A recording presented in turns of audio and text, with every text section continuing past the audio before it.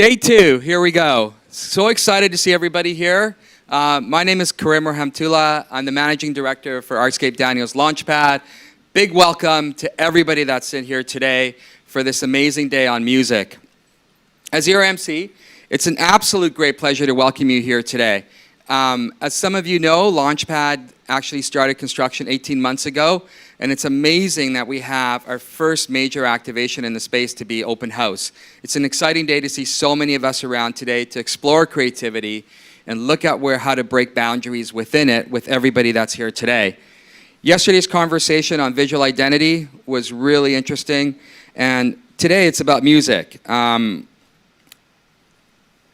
starting with the conversation on breaking through in the music industry to House Live tonight. It's all about music, and it's going to be a great day. Yesterday's exploration on visual identity brought together panelists to talk about the challenges and how we perceive identity and what's next in our own and our brands, the work we work with identity. The questions from the audience at the end of the conversation were real and needed, and I think we're looking forward to what comes up today. Toronto has been waiting for this, and I want to personally acknowledge the vision and perseverance of Lamar Taylor in bringing all this together. We've been working on this for 18 months, and his drive, his passion, has really brought us together here today for Open House. So to Lamar, thank you.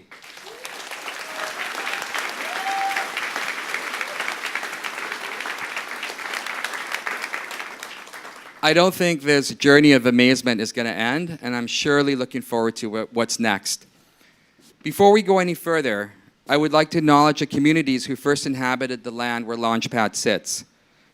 We would like to acknowledge the diversity of the First Peoples of this area, known as the Takaranto, and honor the stewardship of the Huron-Wendat, the Iroquois Haudenosaunee, the Anishinaabe, and the Mississaugas of the New Credit.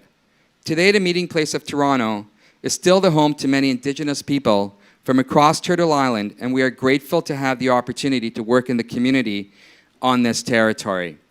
I'd like to introduce Tim Jones, he's CEO of Artscape, just to say a couple of words, and then we'll get going. Hi, everyone. How's everyone doing today? Come on, everybody. Get up. So we're really thrilled, as Karim said, to welcome you here today. This project, Artscape Daniels Launchpad, has been 12 years in the making. We did it to help creative people make more money and to plug into the tools, the resources, the equipment, and support that you need to prosper. How many people in the house are members already of Launchpad? Amazing.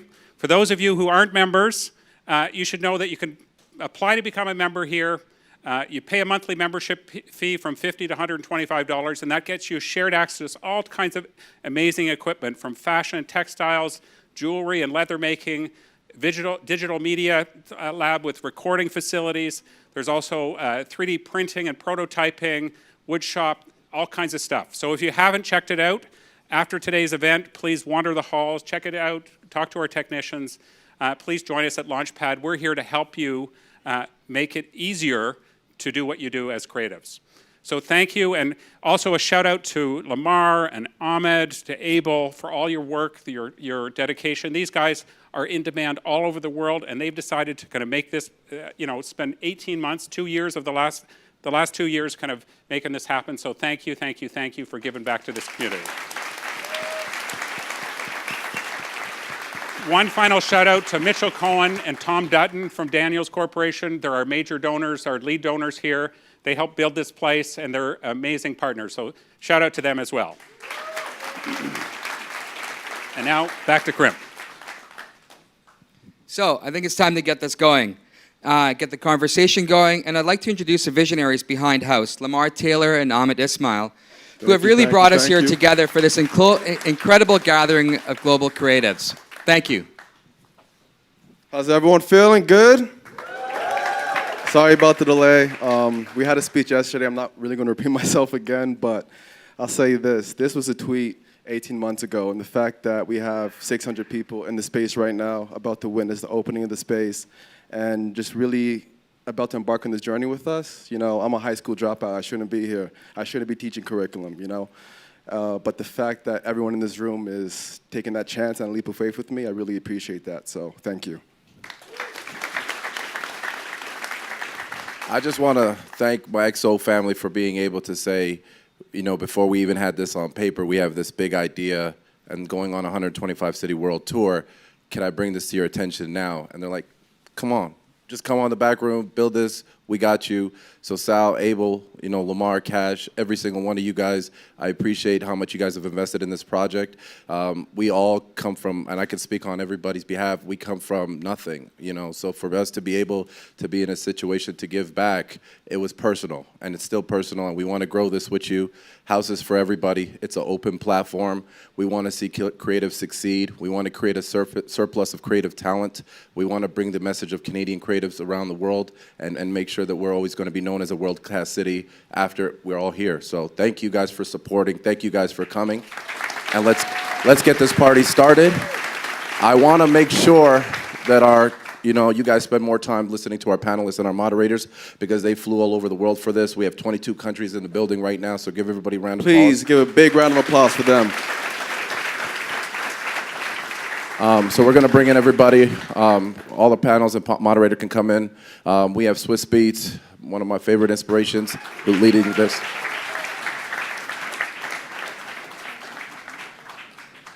One more round of applause, y'all. Let's get busy.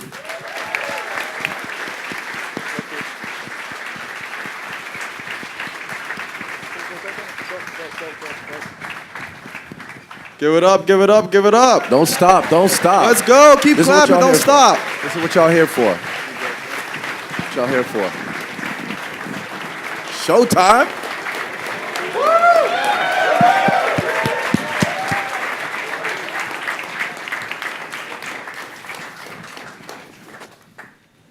Showtime. Zone, zone, zone, zone, zone. How everybody feeling today? Nah, that's not enough. How everybody feeling today? It's an honor to be a part of this amazing experience. It's an honor to be sitting in front of all of you. It's an honor to be on this panel with my fellow panelists and what XO is doing, the XO House. This is something real major. The culture need this. And this is just the beginning of a lot of great things. So once again, a round of applause for XO House.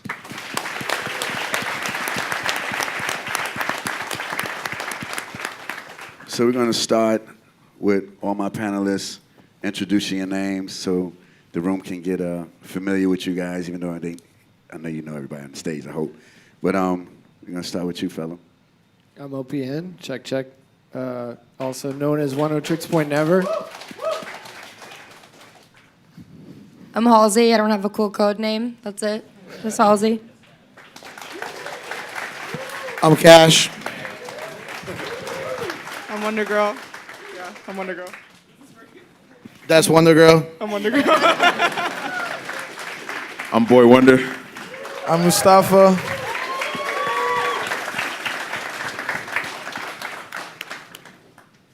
So I'm going to start with one question, the first question.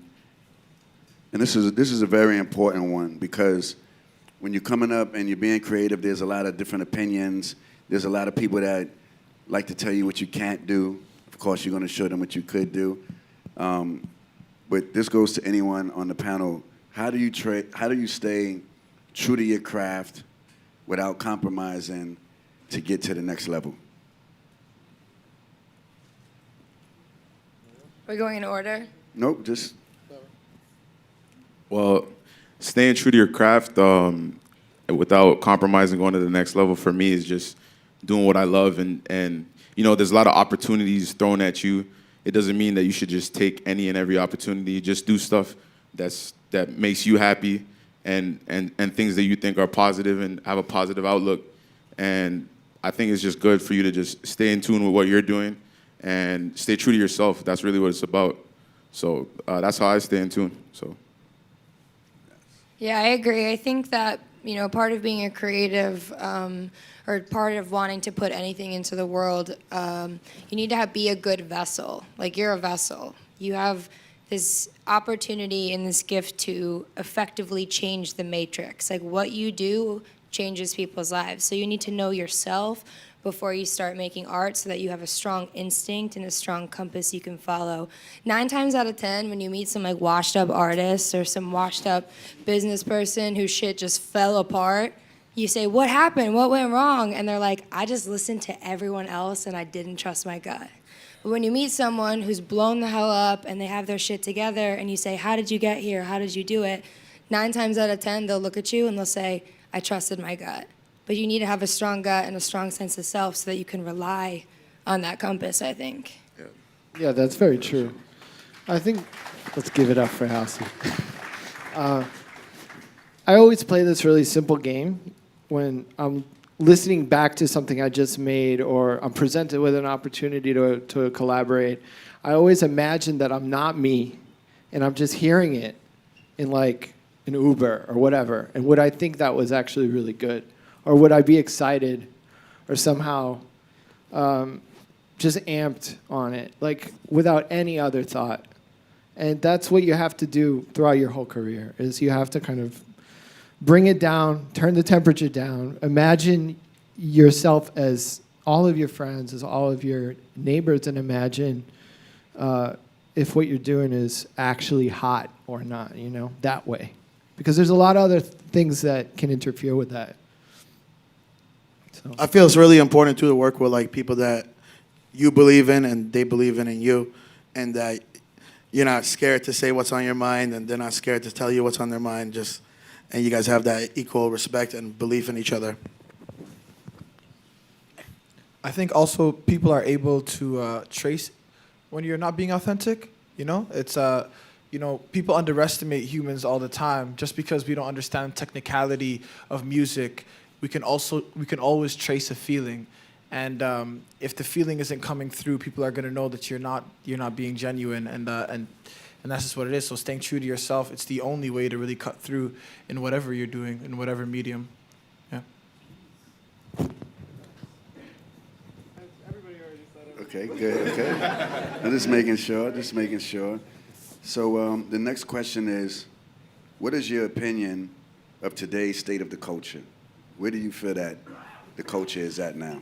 I feel it's great. I think it's better than it's ever been. A lot of people are more comfortable with just being themselves, not trying to be like, even with artists, not trying to be like a gimmick or be something that they feel is like a trend right now or like a record label has planned for them. And a lot of artists right now in today's day, especially like in urban music, if you look at the charts, the Hot 100, 7 out of those 10 records have Those urban are your artists guys on too, it. right? Huh? Those are your guys on the charts.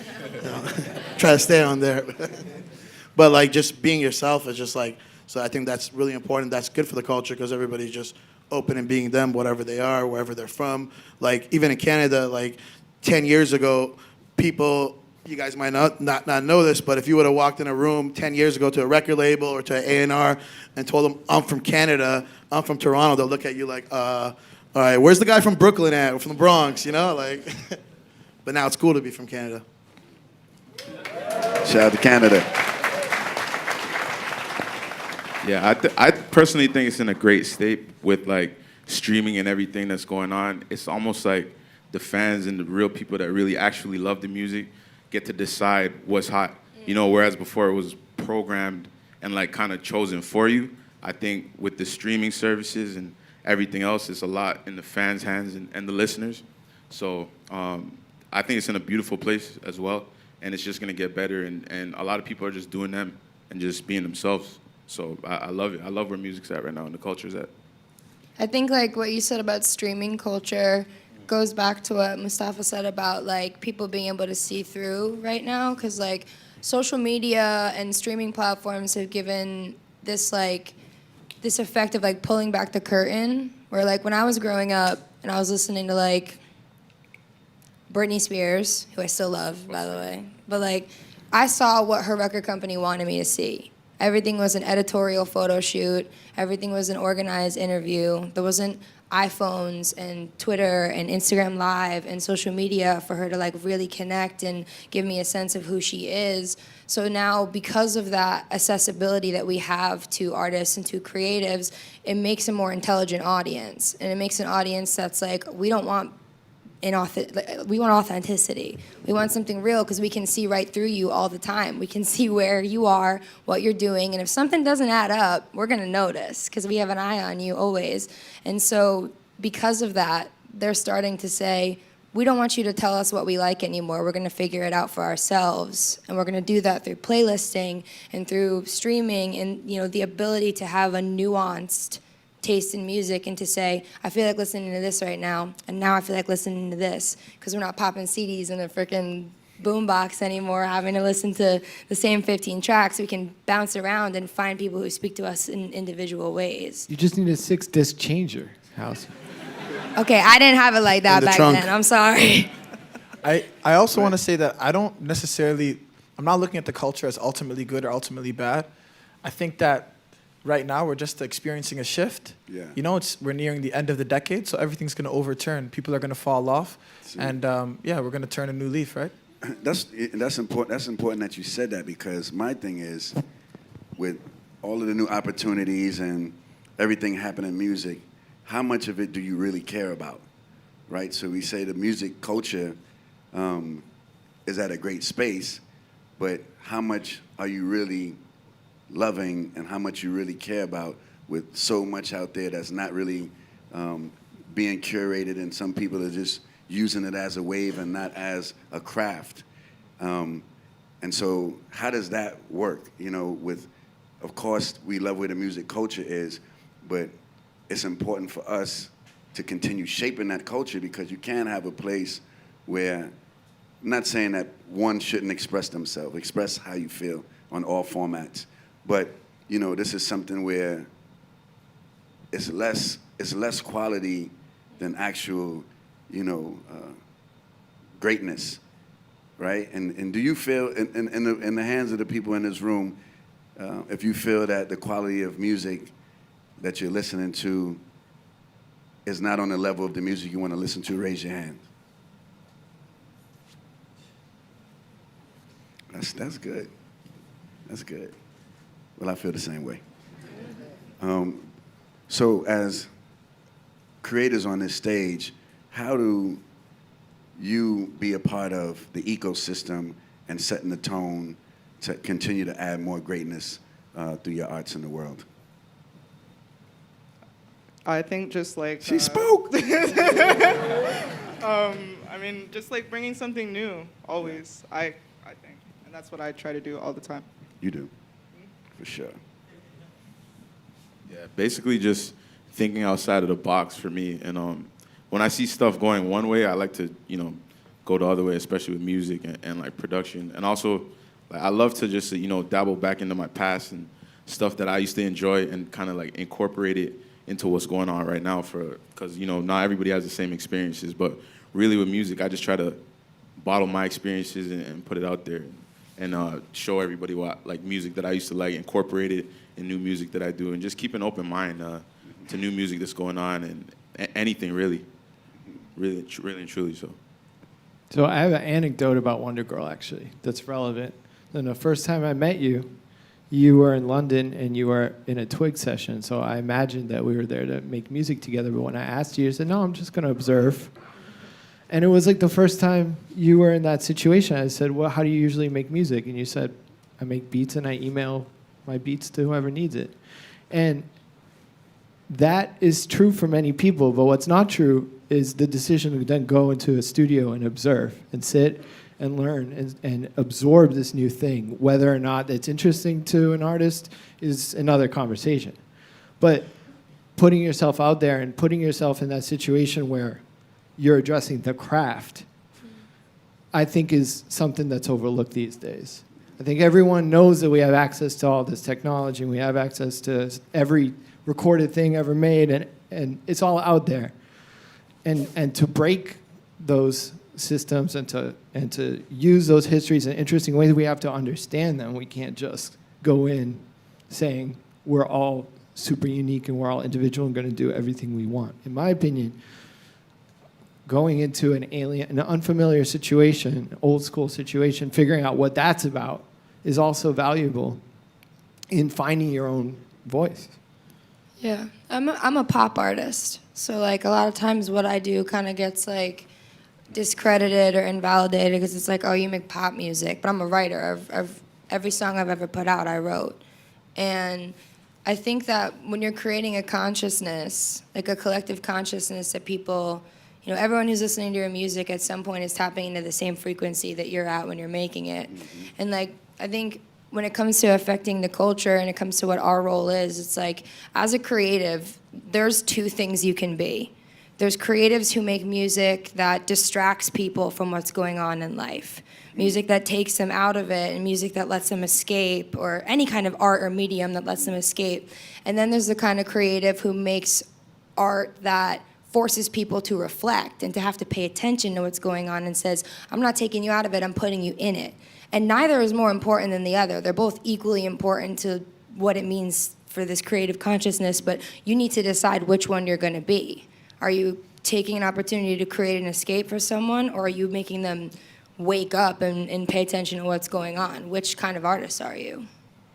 Definitely. I think the main thing from what everyone is saying is don't be scared to take the risk. If you want to change the game, you have to enter something that hasn't exist yet. You know, everyone on the stage took a risk, and I've been taking the risk all my life so much that I broke my arm on some skates. But you know, everyone take the risk. Don't be scared, because a lot of people turned down my music many times because it was different. You know, don't be afraid to be different. You might be way ahead of everyone that's telling you that it's not hot or that it's not it. Like, stay on your vision. If you believe it in your heart, stay on your vision, stay on your course. Now, what's the importance of business, of knowing business in music? Really important, so you don't get a bad deal. You know? There's a lot of artists like that. I have a few artists that are great friends of mine. They got great music. Their music's on the charts, selling out shows, but they're not really making what they're supposed to make because they signed a bad deal at a young age and being eager. You know, the first advice I give to everybody is find a music lawyer. They'll help you. Make sure it's your lawyer, not the label or whoever's trying to sign you's lawyer. Now, do you think that's the right steps, find a music lawyer, or should every person that's wanting to be an artist do their own homework first and find out about the business that you want to be in, so when you go to your lawyer, Definitely. you can have a real conversation? Yeah, educate Definitely. yourself. Yes. Yeah. Yes. And with the internet now, it's super easy. Yeah.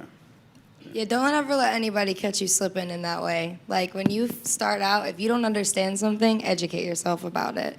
I know, like, when I first started, like, getting in studios, I had never been in front of a desk in my life. I was writing songs in my bedroom and, like, recording them in the GarageBand.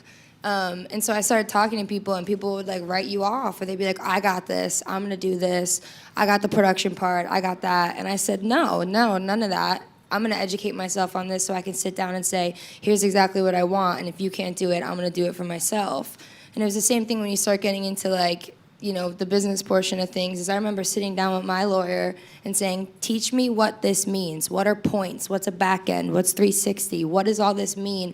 So when someone says to me, don't worry, Ashley, you're 18, we'll deal with this, I can say, no. I want to know what I'm getting myself into and what I'm signing myself up for. And there was a lot of times when I caught shit in a deal or in, you know, whatever it was, and had to say, get rid of that. I don't want that. And if I hadn't educated myself, I wouldn't have been able to. Like, surround yourself with good people, but remember that you got to look out for yourself first, because people Facts. will try to screw you. Amen. It is a business. Now, Cash. Yes, yes, yes. It's like really cynical, sorry. How many people in this room want to be in the music business or make music? Raise your hand. Okay, okay. What it goes, the business part goes for anything creative: art business, music business, fashion business, TV business. Notice all of those things have the word business attached to it. And us as creatives, we have to take the power back and stop letting the business people take advantage of us, because we don't know the business, and we're the talent, and they know our worth. But the key to success is everybody knowing their worth. Now, Cash, how many percent that you would say of the artists in the industry that people see every day don't really have what they say they have because of not knowing their business? About what percent? 90. You agree? 1 trillion %. And this is why the business part is super important. Like, imagine you putting all this work in, all this time, you come into panels, you know, this is your baby, this is your life, and you're just giving it away because you don't want to take the time out to learn the business, but you want to be on Instagram, or you want to take the time out to learn a program. Just take that same time out to learn the business, because if you learn the business, you will forever be in power. Your music can come and go, but if you have the business mindset, you can always reset your button. That's why I'm here from 98 to 2018. It's not because of my records, it's because of being able to have a business plan and be business minded when you hot or you cold. The business is important. Thank you.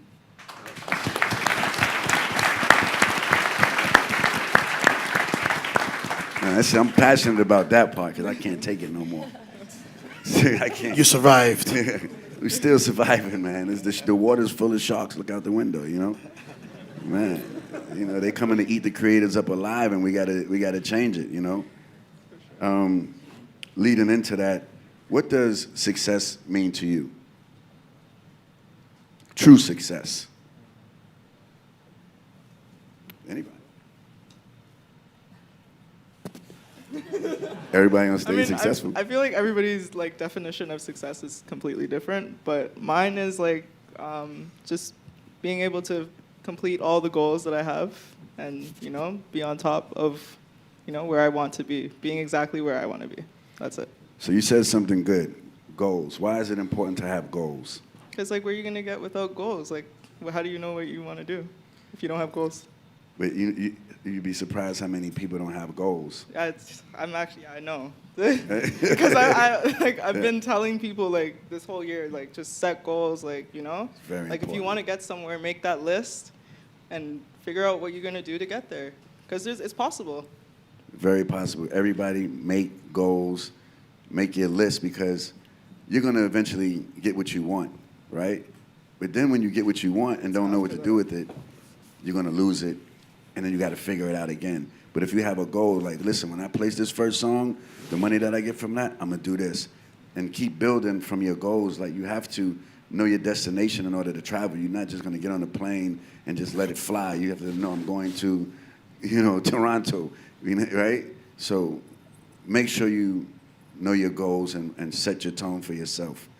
Okay, Cash. For me, I measure success based on how happy like my family is. Most importantly, just being able to see my family whenever I can, and making sure I cover all their needs and whatever they need, seeing them happy, and my friends, because my friends are my family. So anybody I work with, anybody that's around me, I want to just, for me, I measure on their level of happiness. If they're happy, I'm happy, I'm doing something right. My mom waking up in the morning, calling me only with good calls, we're good. We're successful. That's blessings.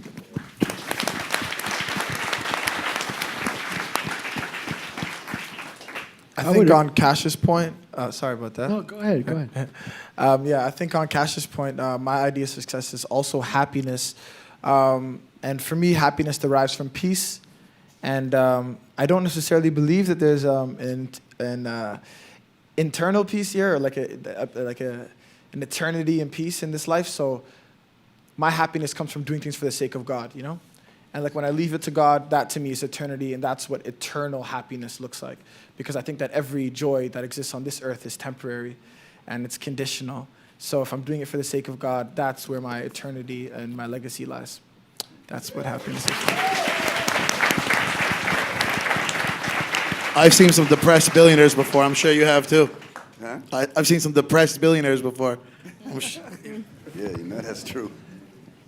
But a little bit of that is good. I think I concur with you, Mustafa. It's like success to me is paradoxical because on one hand, success is like a lack of stress, right? If I'm not stressed out and I'm content, I'm in the moment, and I'm just enjoying life, that's success.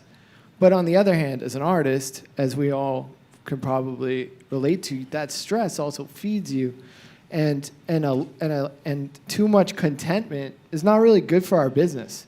Like, it's not who we are. So it's a delicate balance. You don't want to be kind of restless forever and drive yourself crazy just for this art.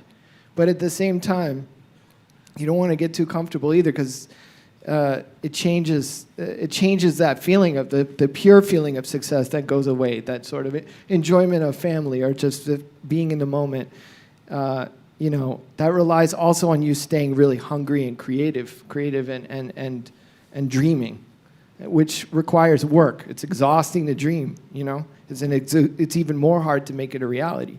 So, thank you, Lamar. Lamar. No more dreams. So I knew that everyone was going to answer the question like that. But what is real music success? Music success.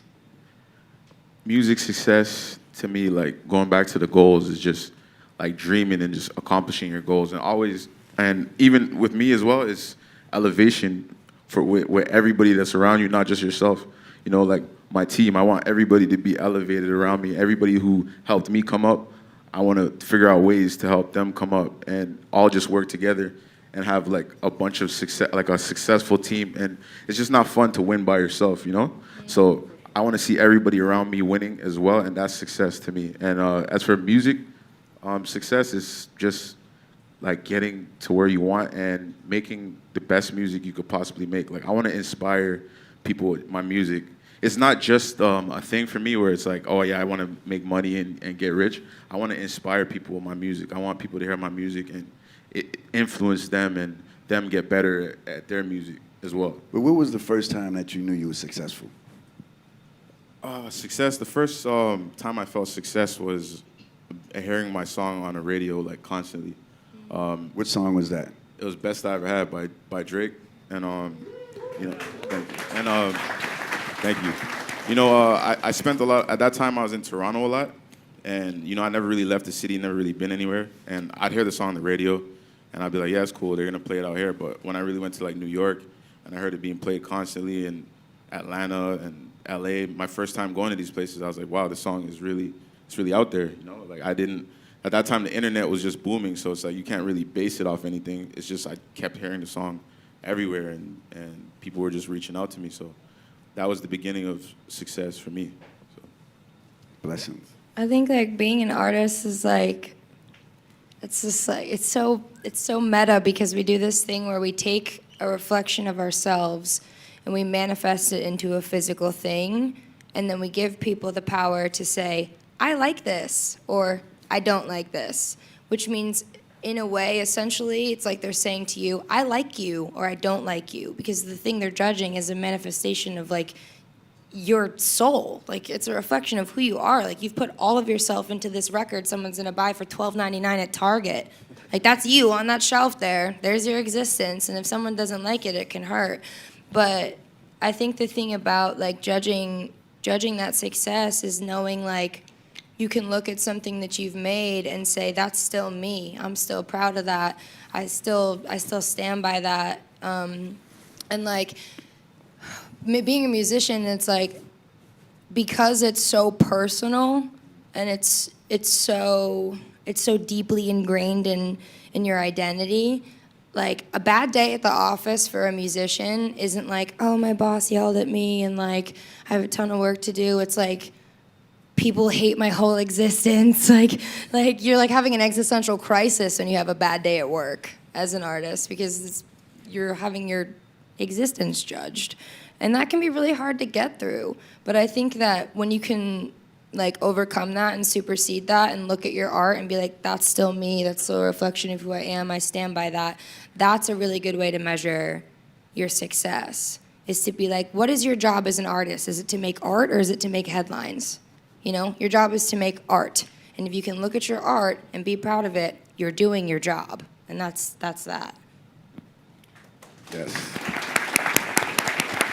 But I always hear a lot of people say after they're successful that it's not about the money, it's not for the money, nothing's for the money. When does it get to the point when it's not for the money?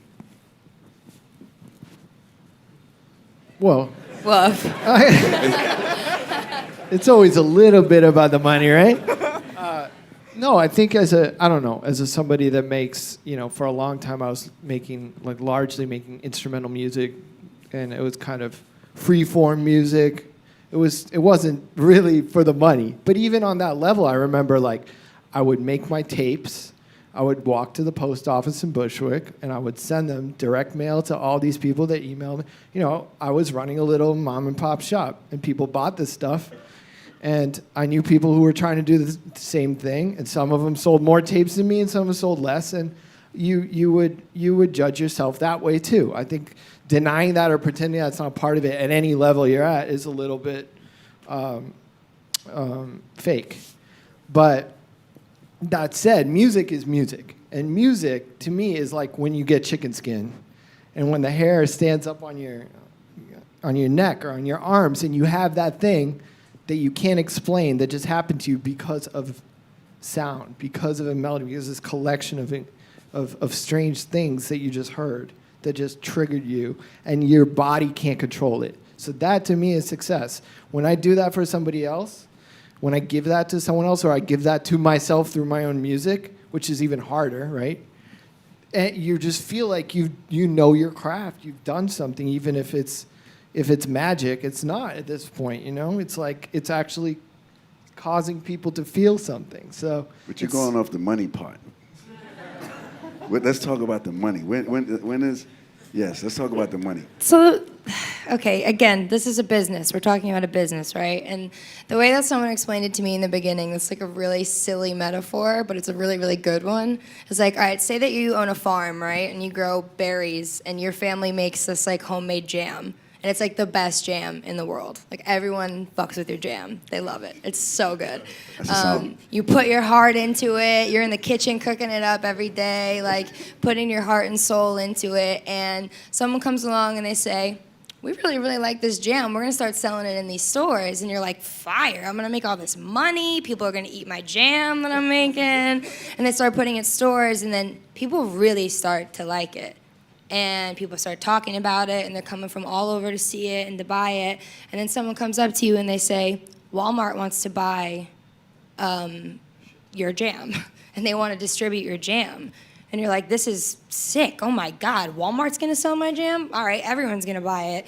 And then they say to you, but here's the problem, is if we're going to put it in Walmart, you can't make it at home anymore because you're not going to be able to sustain with the demand. So we're going to move it to a factory and have someone else make your jam for you.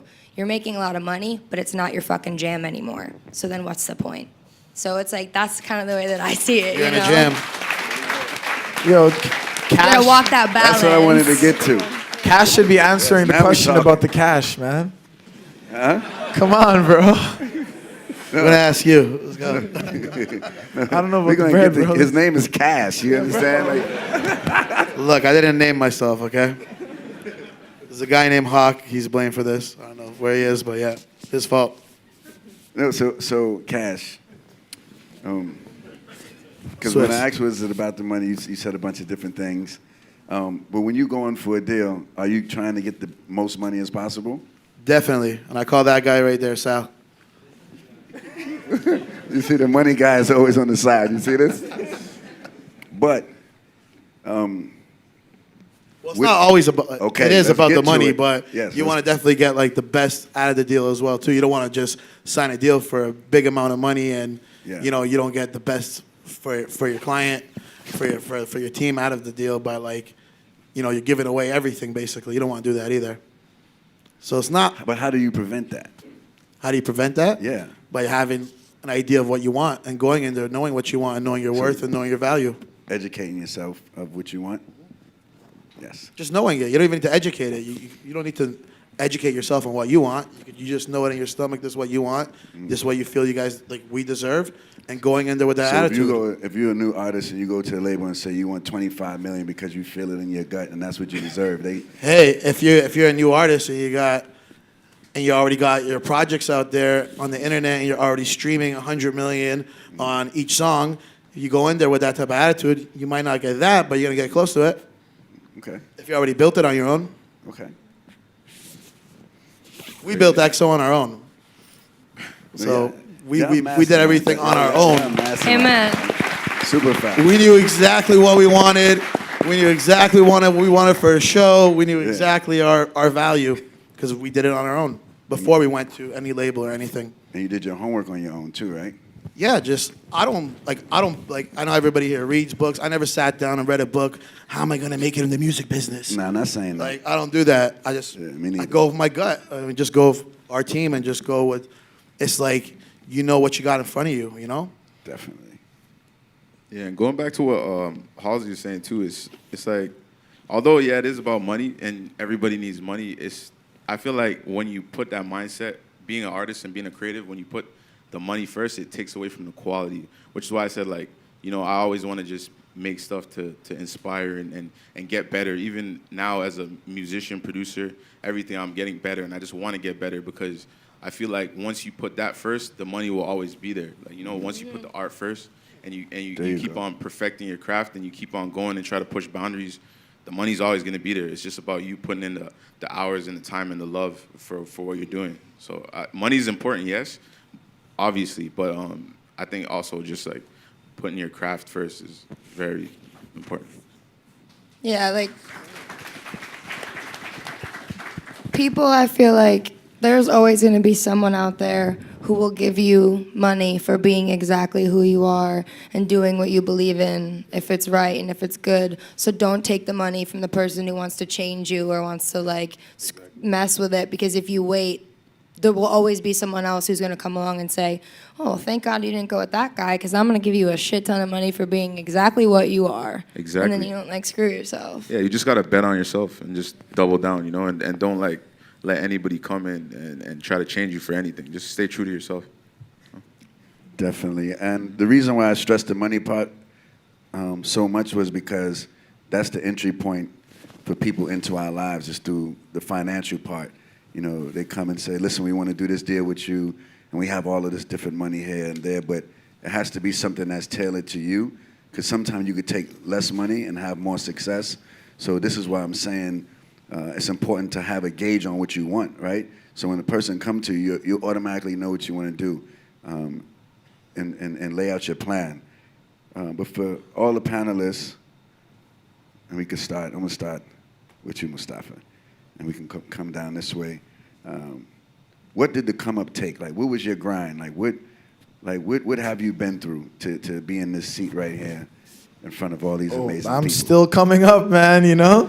I'm like step 2, like I'm at like D, you know what I mean? If we're going like letter, like the Z is like the final level, D, E maybe, H. I think for myself, though, it's purely been about the art. You know, I know that's a cliche, but I started by writing poetry when I was like 12 years old, only because I knew that no one cared about it at the time. They didn't know what it was. It was such a foreign concept to kids in my class. I was like grade 4, grade 5, and I just didn't want anyone to bother me. And I wanted to be able to confide in something because I couldn't confide in someone. And I didn't even want that something that I was confiding in to be popular, because then that felt like I was exposing a relationship that I didn't want to be like tampered with in any way, because like, you know, I was fragile at the time. And so I continued to grow in that way, and I couldn't even have imagined that it could grow into anything that it's grown into, you know. And I had opportunities from people like, you know, Abel and Lamar, like that came, as I started to grow. And I realized that activism was something that people were admired, that people admired. But ultimately, there was something that moved inside of me of seeing people hurt and seeing myself hurt and reflecting that hurt in some sort of way. And I tried to follow the feeling. Again, I'm still trying to trace the feeling. I don't know if I got it all the way, but I'm getting closer every day. That's beautifully said. You can obviously tell he's a poet. Yes, blessings. Yeah, for me, it started out with just a love for music. I had no idea about how to create it or anything. Like, there was just a genuine love for it, and I just kept going after. I have no music training, no nothing. I just ended up getting this program called FL Studio when I was in about 9th grade. And I didn't know anything. There was no YouTube. There's nothing, no tutorials to show me how to use it. I was just so in love with it and so interested in it. I just turned every knob and tried to figure everything out. And, the background I came from a Jamaican family, and, trying to make it in music with a Jamaican is like, they'd never heard of anything like that. That's novelty to them. My parents come from poverty in Jamaica, so they're like, oh, you want to make music? That's silly. So I had a lot of, speed bumps with that, but it was really all about just overcoming all of that with me and just taking a risk because, naturally I'm like an introverted person, and I just had to just dive into the water, man, and just, that stuff didn't matter. I wanted to make it so badly in music. I was just like, I'm going to get over all these fears and just push through, and that's what I ended up doing and just pushing through constantly with my music until, I ended up getting noticed out here and started doing amazing work with a lot of people. So.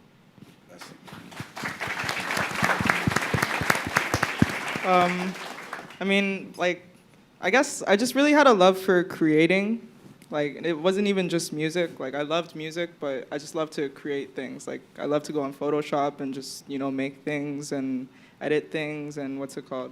Like, then I got into, I got a keyboard and I started playing on my keyboard and realized that I could make music too.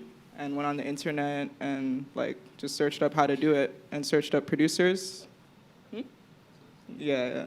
And then, what's it called? Yeah, that's really how I got into it. I wasn't planning on making any money for this or anything. I just wanted to create, so.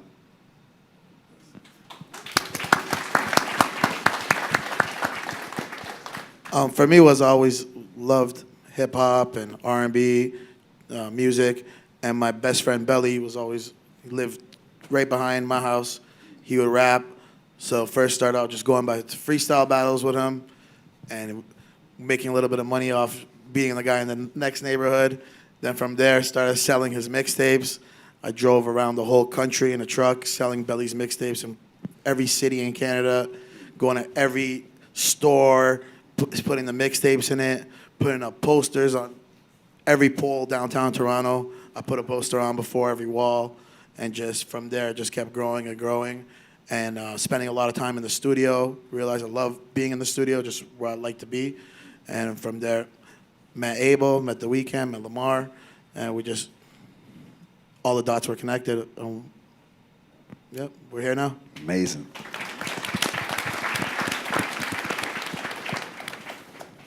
I had I had really young parents. My parents had me when they were 19 or 20, and so I grew up basically a welfare kid in New Jersey. But one thing my parents always did was always encourage me to be creative. I always tell this one story about my parents got this apartment, and it was a 2-bedroom apartment. We were a family of 5. We were moving in, and I asked my parents, I was like, can I paint the walls in my bedroom purple?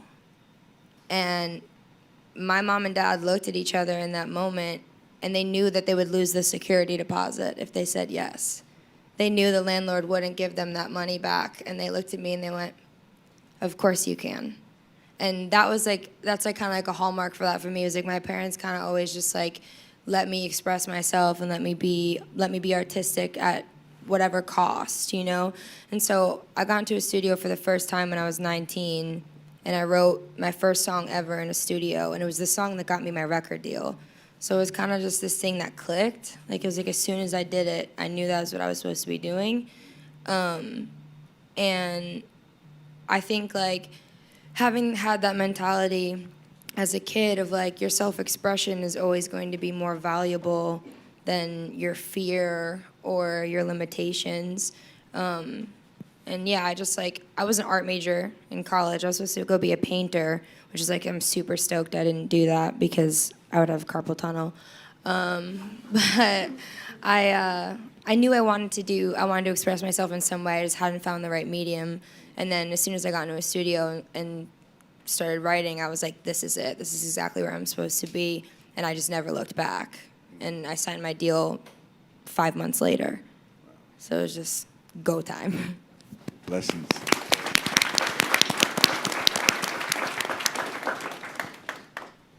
Yeah, I think my family also had a big effect on me. I mean, they were Russian Jewish immigrants from the Soviet Union, so they weren't wanted there. They decided to leave in the 80s, and they had to escape. And they were musicians, and they, very different. My dad was like self-taught, which is playing, like rock bands, would play keyboards in rock bands.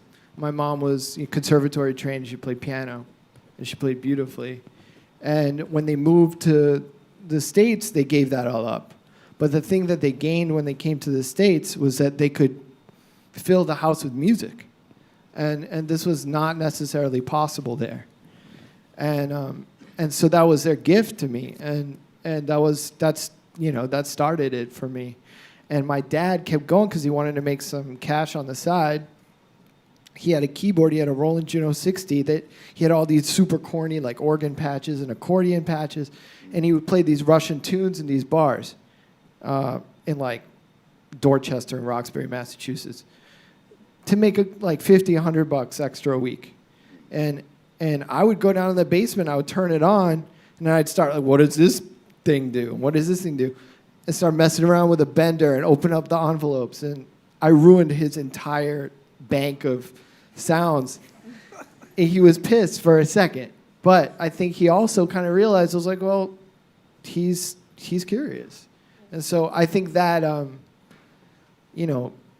that really got me going, and I have them to thank for that. And I kept using that. That's the other thing is like, not everybody in this room is going to have access to like all of the same equipment and all this great stuff that everyone else does. But it doesn't matter. Whatever you can get your hands on, use it, learn it, master it, make your masterpieces with it, and then until you graduate to the next level with the next toy or whatever. But you don't need all that stuff.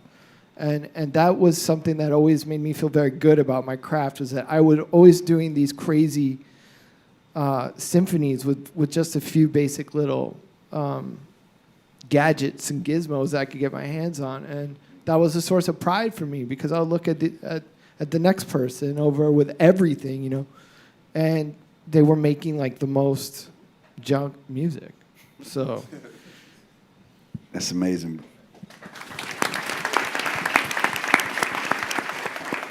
So Your turn.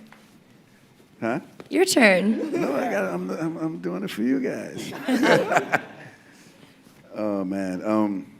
Well, my grind started out in the South Bronx, St. Mary's Projects, home of KRS-One, and when I would go outside, it was happening right in the back park, like the DJ battles, the rap battles, the breakdancing. I was a part of a breakdancing crew called GTR, Guaranteed to Rock. I was the youngest member. I think I was about 5 years old at that time. The jean jacket with the art on the back. So, it just was always around me. It was always around me. Art was always around me. Music was always around me. It didn't feel like something that, it just felt natural. It wasn't something that I seen from a window and was like, oh, I want to go there. I was actually in the middle of it. And even from my dad started with Kool Herc in the beginning of music, period. My dad never really put his name out there as far as one of the with the so-called founders of hip-hop. And so I had that running through my bloodline, and then I wanted to be a DJ. I didn't even know about producers or what a producer even was. I wanted to be like Kid Capri, Red Alert, Chuck Chill Out, Ron G, all these legendary DJs, because the DJs had it on point at those particular times. And then so I started making mixtapes, cutting hair in the barbershop at the same time. So I would cut hair underage in the barbershop, doing designs and, all the Jamaicans' heads. Because where I grew up, there's a lot of Jamaicans, a lot of boy wonders. What a blood clot boy. Right? No, and then I started making intros for my mixtapes, because back then you had to have an intro in your mixtape and you had to have a featured guest or whatever. And I didn't know I was producing. I was just making intros for my mixtape. And then my uncle said, man, if you take the music, the vocals out, that's called producing. I was like, nah, I'm just looping. What are you talking about?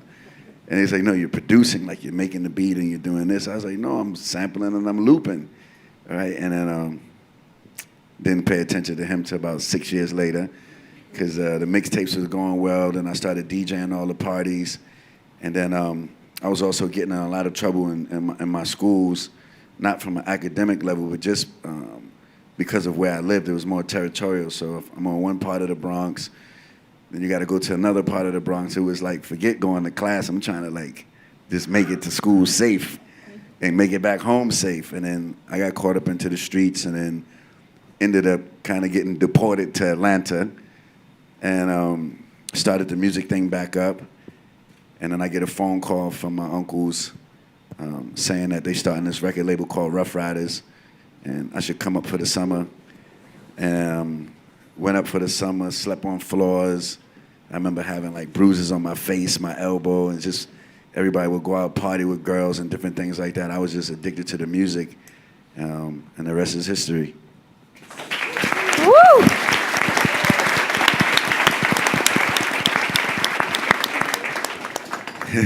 You're good.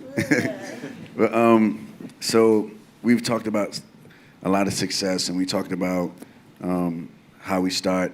But what was the main obstacle that you had to jump over? What was the major hurdle in your life, in this music, in your creative career, that you had to jump over?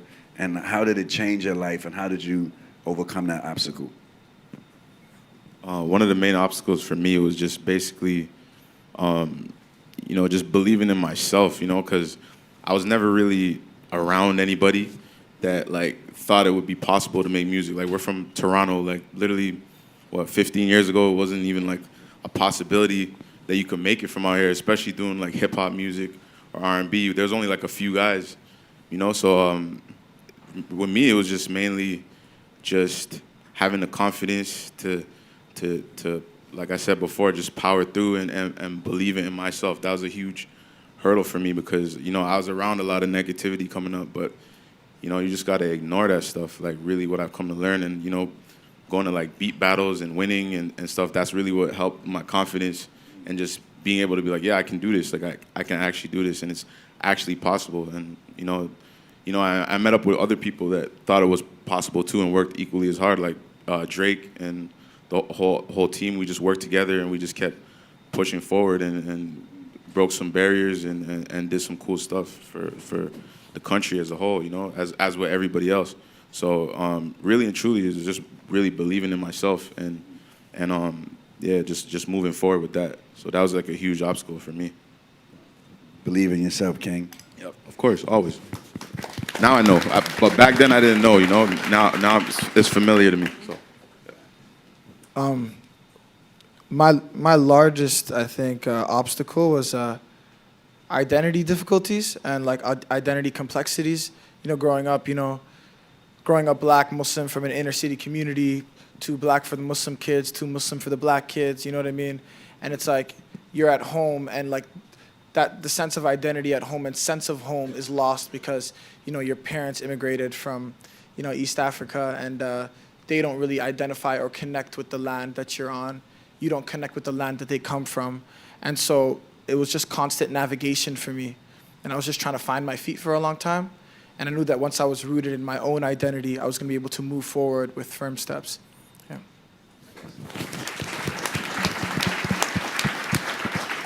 I mean, I think my biggest obstacle was, I guess, working with people and, like what Wanda said, like believing in myself as well. How I got over that was kind of like getting into the remix project. Because before the remix project, I was just alone in, like, you know, working by myself in my room. So I wasn't interested in working with anybody at all. So going in there, you were forced to kind of work with people. So, and I got better at it.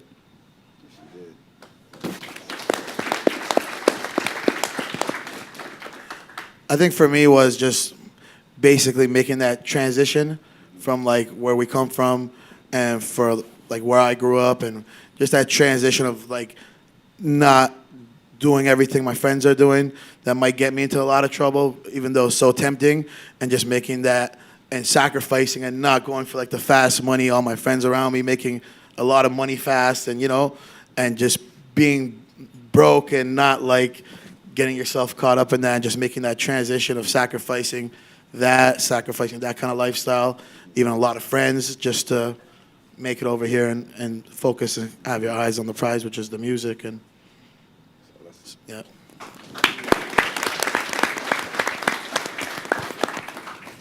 Being a woman, every single place I went, everybody was like, oh, but you don't really write your own music, right? But you're not really directing your music videos, you're just putting directed by because it like makes you look better. I know, but you're not really co-producing. You're not really executive producing. But you're not really designing. You're not really, like it was some lie. Like it was like, I couldn't have possibly have been doing that on my own. There has to be some dude helping me out, right? Or watching that credit kind of get handed off time and time and time again where, you know, I'd be sitting in a room and someone would walk past me to like the producer I was with and start talking to them about the song, and he'd be like, nah, man, that's all her. And they'd look at me and be like, oh, really? I'm like, yeah, really. And that was hard for me because I got kind of jaded at first, and I kind of was just like, you know, F this, F that, like screw all these people, and like, I had to kind of like dial myself back because it made me really introverted. And it made me really limited as a creative because I was like, well, screw all these people. I don't want to work with anyone anyway then. And then that limits you as a creative because you only have so much to draw from and you can't make everything in a vacuum. Like, you need to open yourself up to the possibility of working with other people and having their experiences influence you and like put nuances in your work. And like, I remember my first real co-write that I ever did for the second album, because I had written the whole first album myself. The first real co-write I did for my second album was with a guy, and I was already like, oh, here we go. And I ended up making a really cool song that I really liked and kind of loosening my grip on that a little bit and being like, look, you don't need to be like the bitchy feminist all the time, which is like a hard lesson to learn. And like being like, open yourself up to working with other people and accept that if you know the integrity of what you're doing and you're proud of yourself as like a female in this industry making the strides that you're making, like that's all that matters. But I still run into it all the time. It doesn't matter, you know what I mean? I was in the studio with someone, a pretty big producer, like a couple weeks ago, and Mans was like, oh, well listen, I have 3 platinum records, so like blah blah blah. And I was like, bruh, I got 8. And it was just like, you know, it was one of those very patronizing moments of like, I don't know. So I think if for all the women out here who are creatives, just stand up for yourself when the time is right, but just know when to swallow it and be like, oh, you'll see. You'll see. That's like basically it, yeah.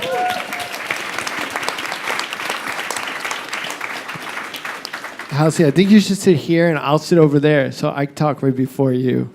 Because, no. It's great to hear that. I don't have much to add. I think I came up against like a lot of like kid in a like first generation immigrant kid problems. Like, as much as my parents opened me up to music, there was a limit. Like, they didn't want me to have a fucked up life. Like, they didn't want me to struggle the way that they were struggling. So it wasn't easy for them to encourage me to have this as a career. And as that became more and more As I got older, I got more mischievous and tricky in ways of fooling them into thinking that I was going to have a normal career while really I was gonna. So I think a lot of it was just kind of trying to balance what I knew they were right in some ways because I watched them struggle. But in other ways, they just couldn't relate to me.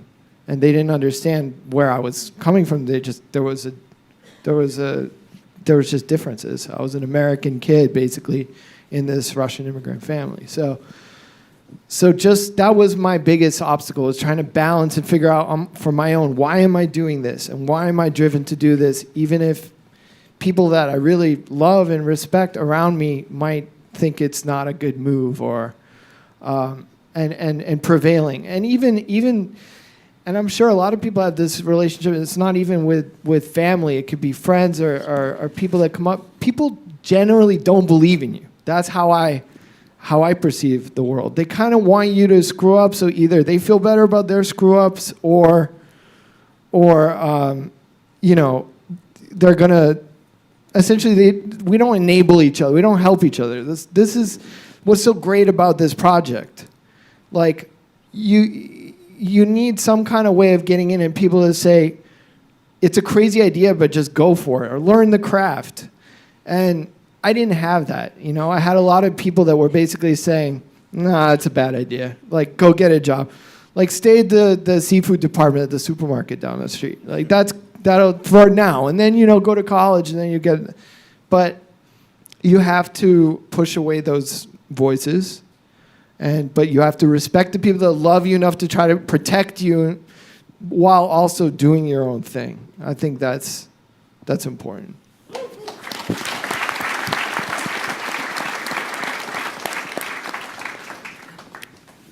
I think for me, now you done started me, I'm like, don't want to get picked on.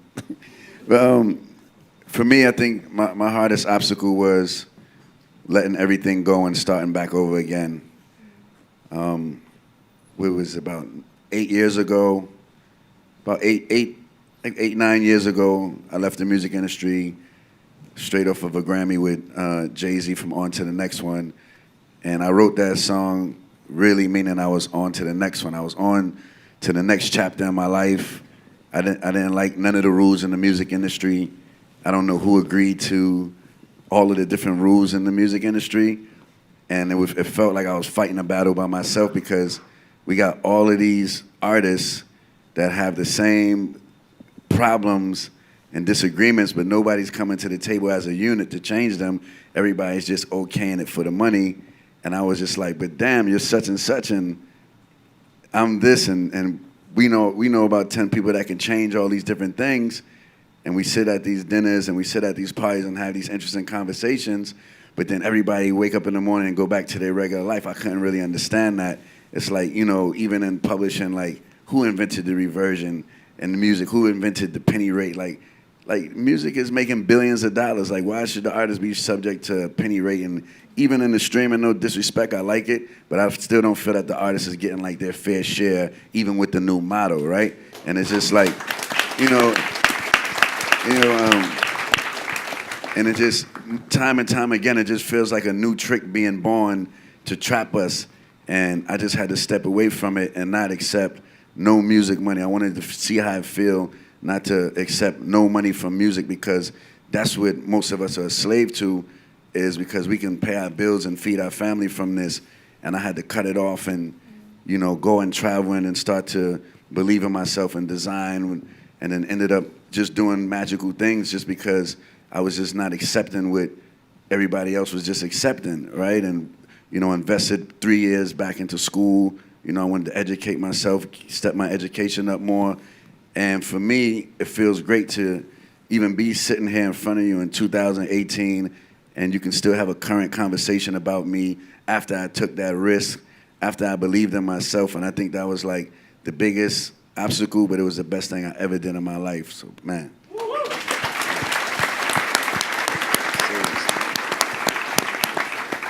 So for the last... I'm gonna hop on the mic real quick. I just want to, I'm Joaquim, I'm the creative director for House. Hi guys. I want to say that I hope y'all know how lucky you are that this group of people came here and was willing to be so real with you. I've worked with some of these people. I love a lot of these people. They're fantastic people, and they just gave you some real stuff, so I hope y'all paid attention. I really hope y'all paid attention. I want to open it up some questions. We don't got a lot of time, so hands up if you'd like to ask a question. I'm going to come around. You were right up. Stand up. Hi. Good evening. My name is Ryan Marshall, and I am trying to become an artist. And couple things that you allude to. First and foremost, you said that if you want to become an artist, you have to stick firmly with what you want to do as a person and as an individual and all that. And that's something that where I am right now with me as an artist, I'm not willing to, for example, like lyrics are important. I'm not willing to hop on autotune and just mumble. My message is important. I want to give back to my community. I want to help people. As a black man, I can't go on a record and say something against my people, stuff like that. So when it comes down to big corporations having all this power and you having to, if you want to make it further fold in a sense, how do you still stay true to yourself? Because there are going to be people who are telling you, you cannot do this, or you cannot dress that way, or you cannot say this. But I cannot, like I always said, if I can think it, I can write it. And if I don't think that personally, and if I'm not that person personally, I cannot present that to the world. So how, especially being like, I feel like a person who I am, how do you walk in having nothing, just the clothes on your back and say, okay, fine. Or not, okay, fine, I mean, the opposite, sorry. How do you step in and say, this is what I'm sticking with this. This is me and this is what I'm giving you. Easy question, huh, guys? I'm gonna be brutally honest, as always. Now, if you're an up-and-coming artist, right, and of course you want to stick to your craft, I never would tell you to change any of that. But, you know, when I look back at it, it's like you're gonna have to take some L's. You're gonna have to take some L's. But this is why I go back to the planning thing, because it's not really an L if it's getting you to the next level to where you can gain your power and then levitate, right? So, you know, I don't want to give people the wrong information to walk in the door and turn away some good opportunities that you could have just handled for a few minutes to get yourself in power and then go to the next level, because a lot of people miss opportunities because they're in their own way, right? And that's why having a plan is important. It's like, okay, I might not want to be with this company right now, but you know what? I'm gonna build a foundation off of this company and work parallel, so while they think they're using me to build something, I'm using them to build something as well, right? So kind of like find spaces and opportunities where you can build something of your own while building something or doing whatever else the partnership is. And I think that's real important, and I see a lot of creatives turning down like a lot of big opportunities because they just don't want to change their plans.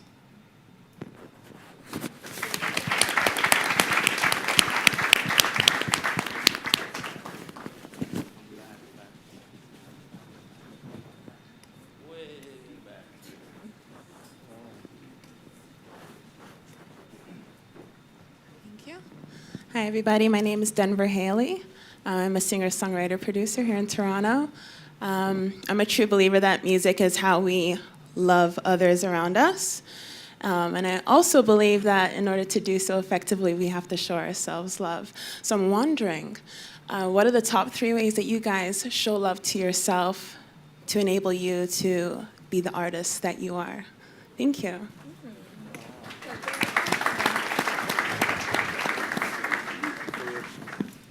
I think like one of the biggest lessons I had to learn was to be forgiving with myself, because like determination and perfectionism and motivation are like really, important qualities to have as an artist.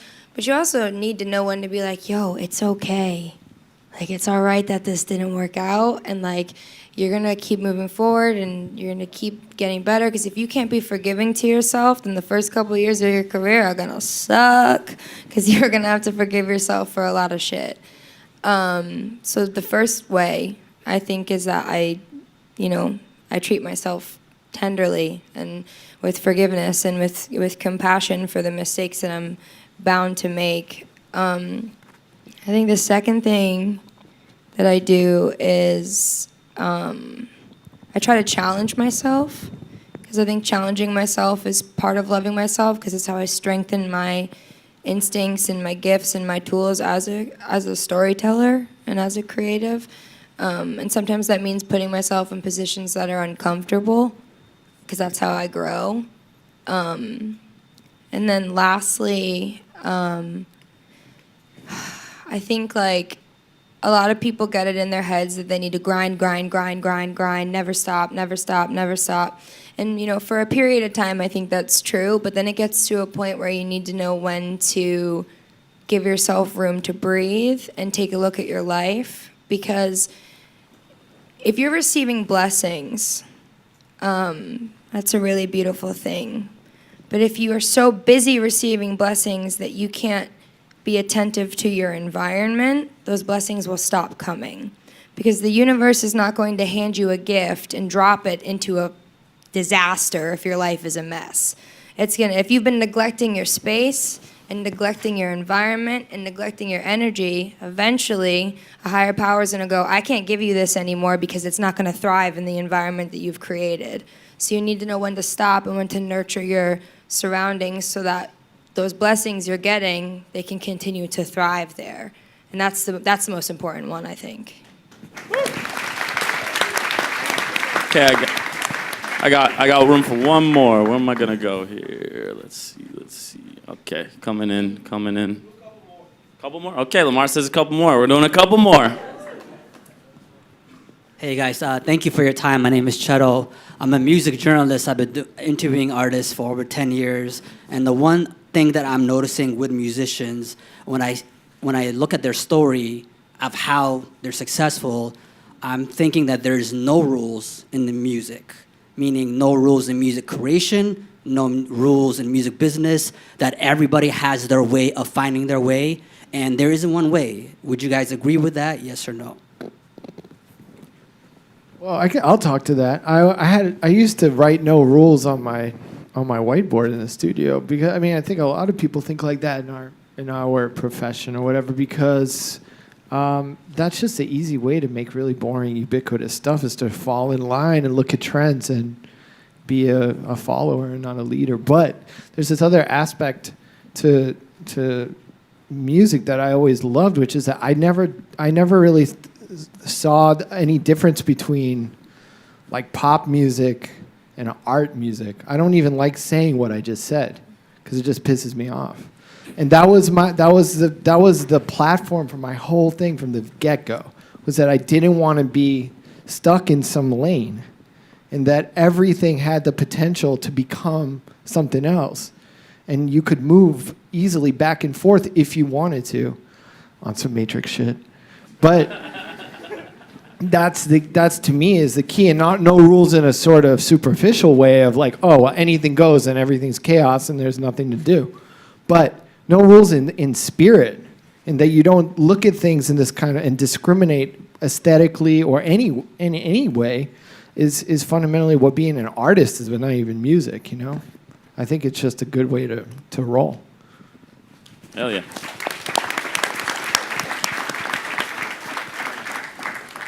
Hi, I go by the name of A.Y. Lawson. I'm an artist as well as a producer. One of the things that multiple artists that I work with as well as producers I work with is finding your sound. I feel like with music, we listen to so much music that we sort of subconsciously create what we're listening to at the time. What do you recommend, or what do you do to make sure that Wonder Girl's not producing like Boy Wonder, or you're just not creating something that how do you know you're creating something that's you and not just a copy of something that you're influenced by? Yeah, like I was saying before, it's all about just thinking outside of the box creatively and just going against the grain. Like a lot of things going on now, I'm trying to go in the total opposite direction of what's happening, you know? So it's even like, for instance, like going back to a story where I was talking to a few of my producer friends while we were working on a track, and I was just saying like, yo, you remember back in the days when we used to listen to dance hall out here and the parties used to be like live and the girls used to dance, and it's different now with all the hip hop. So we ended up as like out of fun just like creating a dance hall beat, which ended up being work for Rihanna. And that came from a conversation of something like I just thought was lacking and things that, shout out X back there. And like that came about from something that I thought was lacking within music, like that kind of feeling. And just totally going against the grain and taking a risk, because it was like that was not happening at the time, and that wasn't really popular, and we just thought to do it. So yeah, it's all about just thinking outside of the box. Listen to some weird music. You know, just do something different. You know, don't do what everybody else is doing, and try to figure something else out in that aspect of things. Yeah. I have one quick question before we wrap it up for everyone. We talked yesterday to a bunch of designers, a bunch of visual artists and creators on that platform, and one of the things we kind of ended with was on this notion of mental fragility as an artist and the importance of maintaining your mental strength. There's a lot of pressure on artists to create all the time, to be new. A lot of these questions are, how do I be new? You know, how do I have a voice? Not a lot of careers have to ask those questions of themselves, right? And as artists, it's this dangerous road that we go down, always trying to think how we have to be new, better, different, right? So I think I want to know from as many of you as want to answer this question, how do you maintain your mental strength, and how do you recognize that fragility and kind of either embrace it, or what are some of the tasks that you do and lessons you might be able to share with these people in this room, because that's something I think is really important. Well, the music is meant to, you know, music is meant to. When we create, it's meant to. And how do you maintain your mental? I think mainly you have to focus on the right things.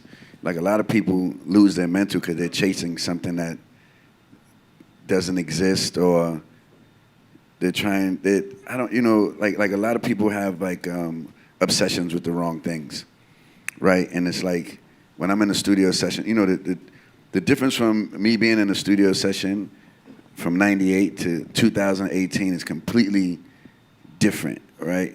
It's just a whole different thing, and I'm sitting there and I got to see all these different changes throughout the years. And it's funny because like I seen artists when they were in the crowd right here, and then I seen artists when they was on the stage with 50,000 people, and it's like 99% of those artists mental is gone, right? Because they didn't prepare themselves for the success.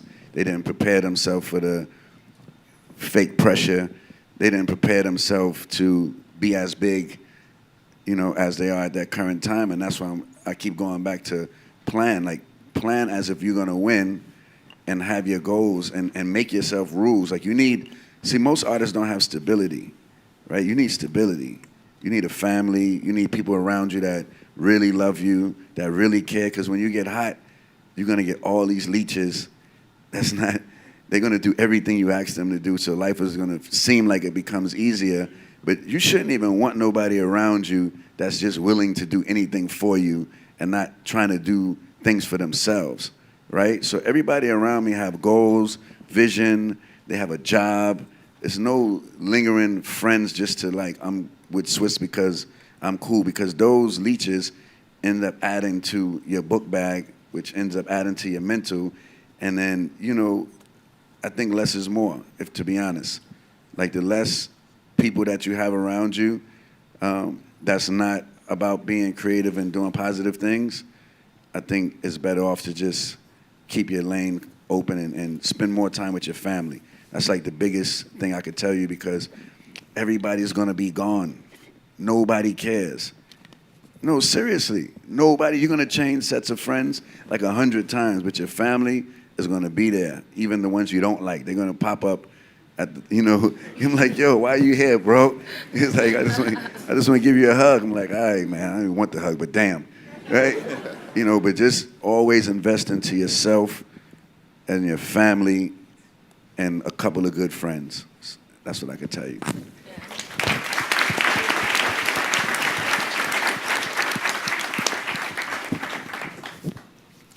Look at me like that. Somebody else want to answer? I'll answer for sure.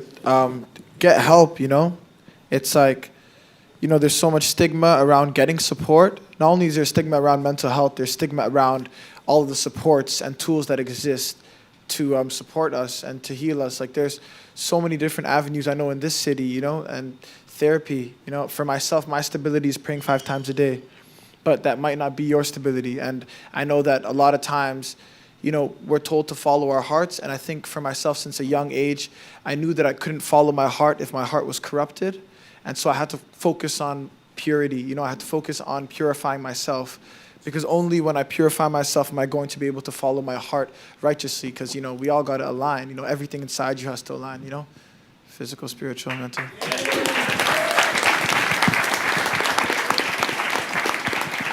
That's the poet. Also, don't glamorize your trauma. Don't do it. Like, being an artist is so, we rely so heavily on, the darker parts of us to kind of draw inspiration from, whether it's, stuff that, trauma that we've been through, or, whether it's, mental health, because, we take those experiences and we turn them into art, and that's, why we do it, is because it's therapeutic for us to get our feelings out that way. But don't glamorize your trauma, because one of the biggest mistakes that I made was not wanting to get help, because I thought to myself, oh, well, if I'm happy and everything's good all the time, I'm not going to be able to make art. I need to be depressed. I need to be tormented. That's part of this whole process. That's not real. Don't glamorize that. Because the thing about light and dark is that light is not a replacement for dark. If you get if you get help and you get therapy, or you do the things that keep you healthy and keep you cognizant and keep you functioning, it's not going to make all the darkness disappear and all of a sudden you can't be creative anymore. It's just going to give you a supplement emotion so that when it's time to not be dark anymore, you can go be light and enjoy the fruits of your labor. That was my biggest thing, was being kind of almost so self-righteous that I was no, I can't get help because I need to be dark. I'm an artist. But that's gonna kill you. You need to have a healthy mind so that you have a healthy environment for your blessings. You can have both. So if you need someone to talk to, or you need a support system because of how difficult it is to be constantly rinsing yourself cognitively and emotionally, get that help, because it's not gonna make you less of an artist. It's gonna make you a better one.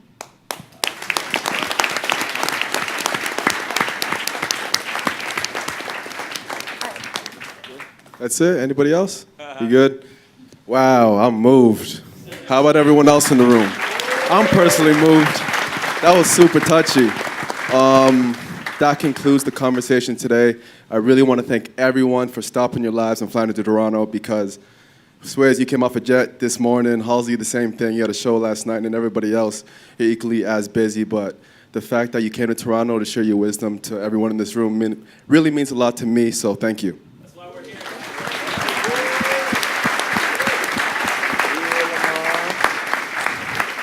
And I know this was the launch event. It's not a one-off event. We want to do these things very often, 10 to 15 times a year. We built this place for you, so please use it.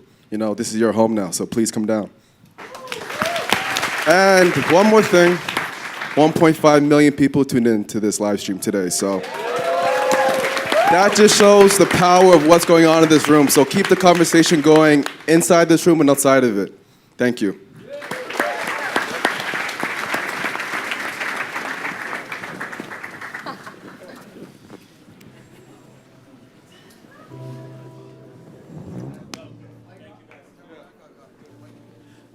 Can I say one last thing before we leave, guys? I want to shout out 88 Glam here. Glam 2 on the way.